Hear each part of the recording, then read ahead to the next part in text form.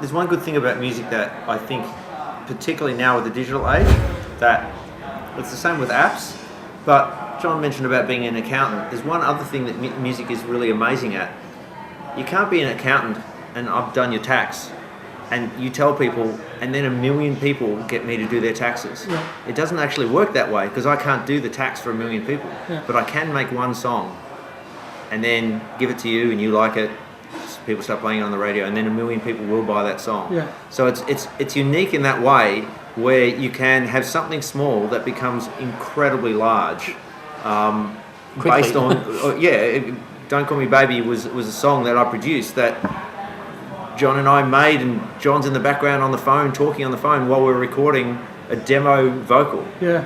And that demo vocal ended up being the final vocal. Yeah. We released the song, it sells over 1 million copies and becomes #1 in many countries in UK and Europe and Australia. And that was just one song that ends up selling 1 million copies. So it's a great moment because you love what you're doing, but then you're also selling millions of copies, which is potentially amazing. The same amount of effort went into that song as another song that somebody made that sold 1,000 copies. Yeah. And that's the You didn't tour that. You didn't tour the 1,000 copies as much. But the digital age also means that the business model changes, and everybody knows the record Gangnam Style as a crossover pop phenomenon that was massive, and they also know the Harlem Shake because of that stupid little video that became viral. And but both of those records, they didn't have licensees. They didn't have somebody in Australia marketing the record. They didn't have somebody in America marketing the record. It just caught on. It was on iTunes. iTunes is a global platform. Everybody started buying it. And at the moment in Australia, there's a record called Faded by Zoo. And Zoo doesn't have an Australian licensee. And it's probably it doesn't have an Australian distributor, doesn't have an Australian licensee, doesn't have anybody in Australia doing any promo for it.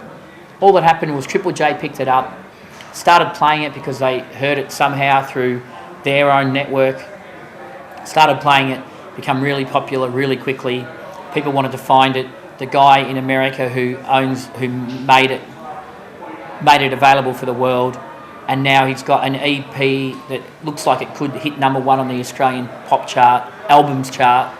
It's not a full album, it's an EP, but without an Australian record label. Yeah.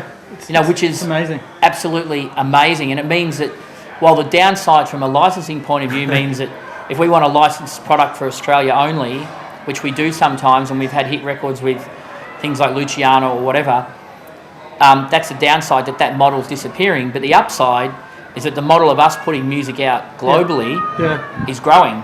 Yeah. So if you can promote something or you can get it known or get it played somewhere, if we can get a song played on French radio, then people in France are going to look on iTunes to buy it.